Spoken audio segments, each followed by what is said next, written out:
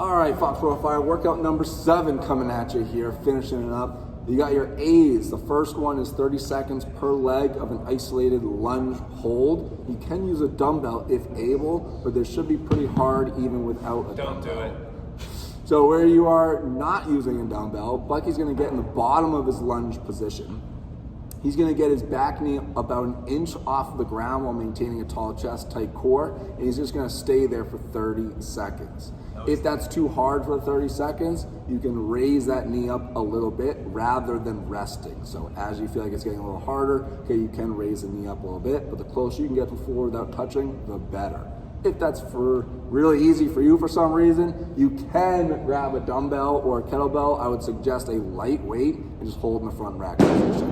Don't grab a weight if your knee's up super high. So if his knee was really high and you're holding the weight, not worth it. I'd rather do no weight, okay, and have your knee as close to the ground as you can get it.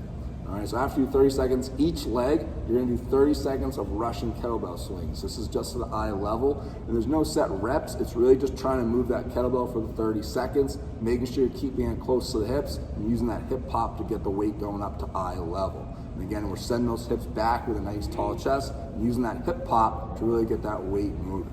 So you're going back and forth between those two, okay, for 3 to 5 sets in the A's. For the B's, you got 8 each arm of a dumbbell push press. It's with one dumbbell because you're gonna be doing a 3-second lower on the way down. And then you've got 30 seconds of hollow rocks. So that first one there, the 8 each arm dumbbell push press, you have that dumbbell in the front rack position, feet underneath those hips. Bucky's gonna dip with the tall chest and he's driving that weight overhead fast. And on the way down, we're taking that 3 seconds. So he's counting 1, 2, and 3, and once it hits the shoulder, he's gonna go right into that next push press. So you're doing all 8 here with that 3-second lower. So as soon as you press it up quick, okay, you're taking the 3 seconds to keep your core tight, elbow driving in front on the way down, and then just timing it up as soon as that dumbbell hits the shoulder, going right into that next rep.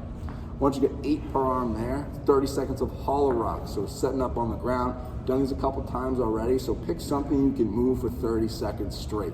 So that can be either the knees tucked in with the hands by our side or overhead. It could be one leg out, one knee in with the hands by our side or overhead. And your last option, that hollow rock, can be both legs out with those hands by our side or overhead. But again, pick something you know for you can move for the 30 seconds without breaking. Once you get through the B's, we got our final one, our C today. It is for time, 75 burpees. Every 45 seconds, you must perform 6 step-ups on a tall box. Ideally a 30-inch box if you are able to get that height, but again, it has to be quick because your goal is to finish the 75 burpees as quickly as possible, but every 45 seconds, you have that step-ups to get done, which is 6 of them, so you want them to be quick. All right, so Bucky's gonna get the burpees going real fast here. His chest is to the ground, peeling that chest up, popping hips high. He's getting a smooth set going. Okay, once that 45 seconds hits, say he has to get going into step-ups. He has a plate right now, it's a little smaller. Ideally, pick that high box if you can, but it should still be something where that one leg that steps up is doing all the work before the other foot places on. So notice how he stands up and then places the other foot onto that plate or box that you're doing. Don't pick a height where you're taking like 2-3 seconds in between each rep or wobbling to get up where that chest is falling too far forward. Pick something and get 6 done pretty quickly. Your goal would be to get about 6 to 8 burpees before those step-ups come up. All right, so give or take around there. If you have to, you can even do a kickback burpee to move a little faster. So that kickback burpee is just at the top of that push-up position, and then you're popping back up. So if you have to, get that done. But again, we don't want to be taking longer than 15 minutes for this workout. Have fun, get out.